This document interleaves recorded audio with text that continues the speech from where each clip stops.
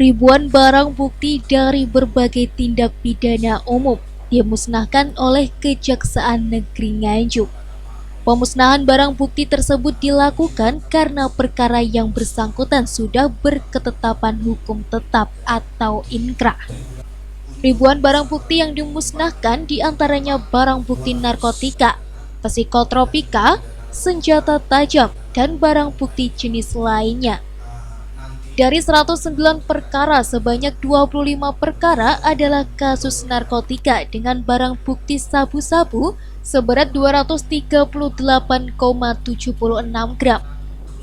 49 perkara kasus obat keras berbahaya dengan barang bukti berupa pil double L dengan total sebanyak 85.657 butir. Dan sebanyak 35 perkara pidana umum lainnya dengan barang bukti benda tajam, handphone, alat perjudian, dan barang bukti jenis lainnya. Barang bukti narkotika dimusnahkan dengan beberapa cara.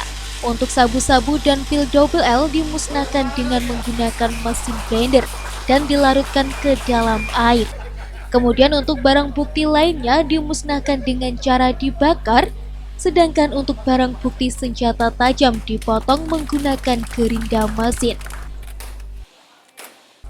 Kepala Kejaksaan Negeri Nganjuk Ardiansah menjelaskan pemusnahan tersebut merupakan kegiatan rutin Kejaksaan Negeri Nganjuk. Kegiatan tersebut merupakan tindak lanjut dari tugas jaksa untuk mengeksekusi barang bukti terhadap perkara yang telah memperoleh kekuatan hukum tetap.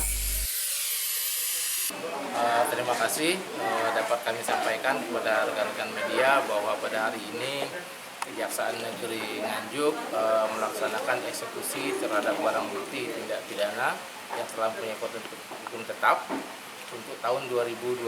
Ini pertama kali kita melakukan eksekusi untuk tahun ini. Mungkin untuk berikutnya mungkin kita akan melakukan beberapa kali eksekusi lagi sambil menunggu beberapa perkara yang lainnya yang masih dalam proses persidangan. Jadi apabila nanti sudah inkrah akan kita lakukan eksekusi.